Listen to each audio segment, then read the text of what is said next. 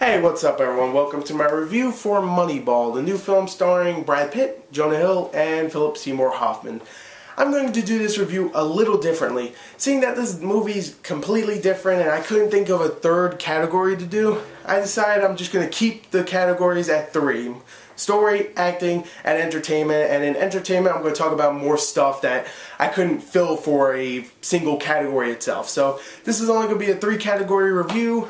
Sorry about that, but I will talk about enough of the review to count it as a review. So let's get straight into it with the story. The story for Moneyball follows Brad Pitt's character named Billy Beane, who is a general manager for a baseball team called the Oklahoma Athletics. That's right. And right in the beginning, they are not doing so well. They really aren't. They lose the big elimination game for the World Series, and of course, they have to take major cuts because of that. And they have to lose a lot of their key players. They get traded off to some other people, and now they are left with pretty much a crap team. They really are. So Brad Pitt, of course, really wanting to win, gets a guy named, I can't remember his name, but it's played by Jonah Hill. And he gets this guy to pretty much pick a winning team just based on stats alone. Not the actual players, just stats. And he gets this guy to do it, and they attempt to do something completely different in the league, the baseball league, by just getting people for stats, not the people themselves. And that's really where the movie, I'll leave it off for the story. The story in this movie is fantastic, but I'll tell you why it is. Not because of the story itself, it's very inspiring, whatever, but the story itself is fantastic because of the actors. Brad Pitt and Jonah Hill, those two, when they are together, they are really, really good together. They have a lot of good chemistry, and those are the two that you're like, wait, Brad Pitt and Jonah Hill together in a movie, and they have great chemistry. It's like you got this fat super bad guy and Mr. Smith. Like what? Not Mr. Smith in Matrix, you know. You got Al Durain, freaking, you know, Nazi killer, and the fat guy from Superbad. Or the fat guy from Knocked Up, or the fat guy from every other freaking movie he was in. You know, it just doesn't seem right, but it works. It really does. They are fantastic together.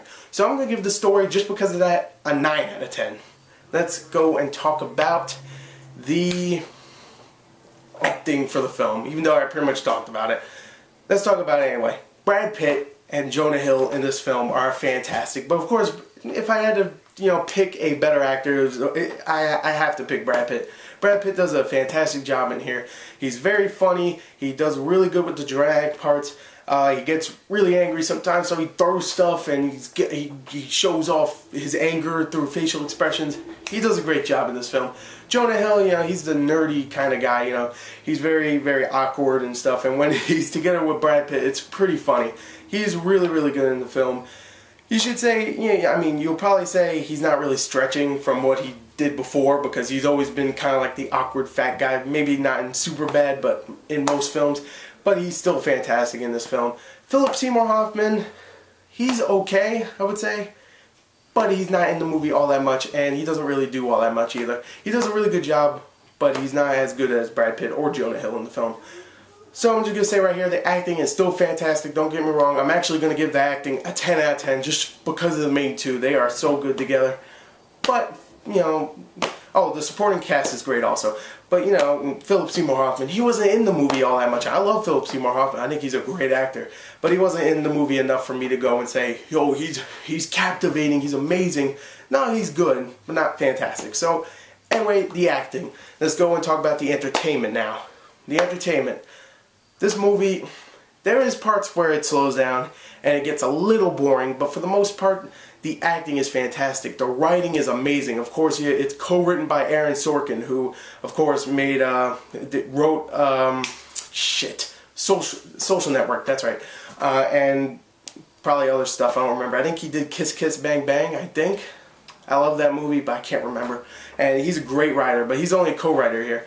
But for the most part, the writing is fantastic. All the dialogue is great. The actors do great with it. It's a very entertaining movie. Sometimes it gets a little slow and it's a little long, but for the most part, it is a great, great film. Now, I'm going to give the entertainment a 9.5 out of 10, but you're going, how are you going to do a 40 rating? You know, 0 to 40 if you only did 3 categories and can only add up to 30.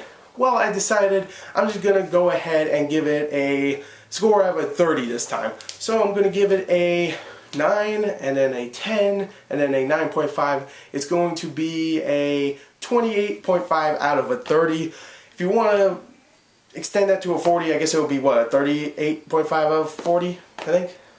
Whatever. Anyway, I'm sorry for the messy review. I'm still actually under the weather, and I'm kind of sick, so a little. My throat's really acting up. You could tell by me stuttering all the time and screwing up, but sorry. Whatever. You know, I'll feel better. I'll feel better for the next review, which hopefully won't be abduction, but I'm gonna probably see it. So anyway, there you go. There's my review for Moneyball. Definitely go check the movie out. It is a fantastic movie. Bye. See you later.